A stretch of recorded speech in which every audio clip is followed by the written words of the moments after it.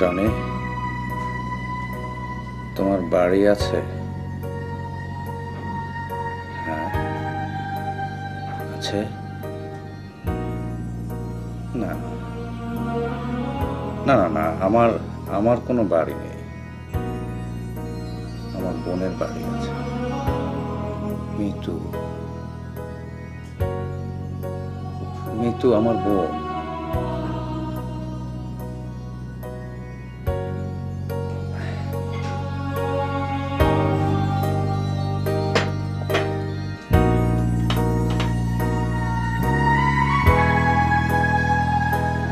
কিন্তু এইভাবে কি মিতুর বাসায় যাওয়াটা ঠিক হবে?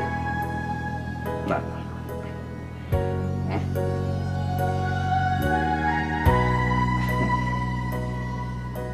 Every part of my body is under my control.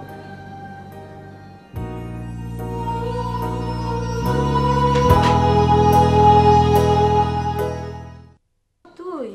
হ্যাঁ, বস। কারোর জন্য ওয়েট করছিলি? হ্যাঁ, কার জন্য?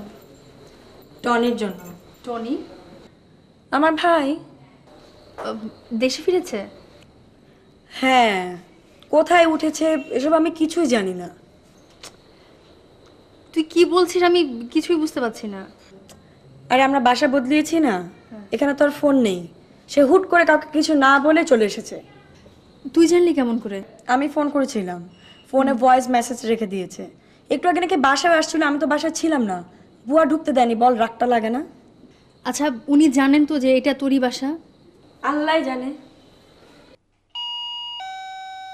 হাই, বস। আচ্ছা,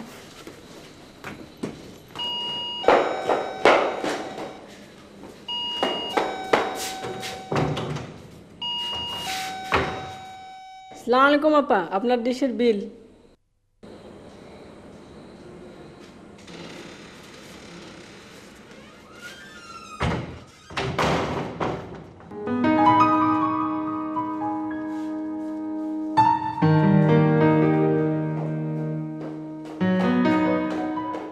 কে?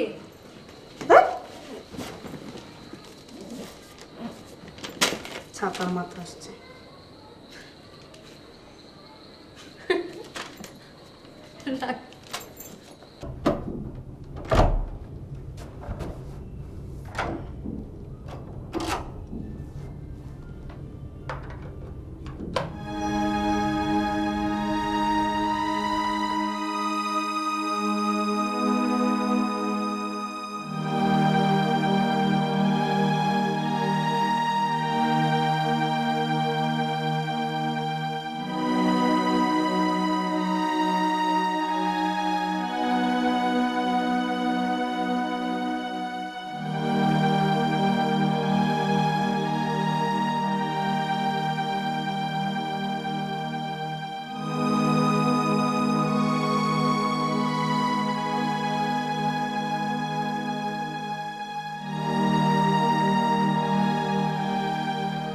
তুই যে বারবার উকি দিয়ে দেখছিস, উনি কি চলে আসবেন?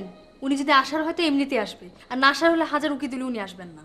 এই সব কিছুর গন্ডগোলের মূল হচ্ছে বুয়া। কি দরকার ছিল মাথা পরিটা করার? আমার ভাইকেও চিনবে না। চিনবে কেমন করে? চিনবে কেমন করে মানে?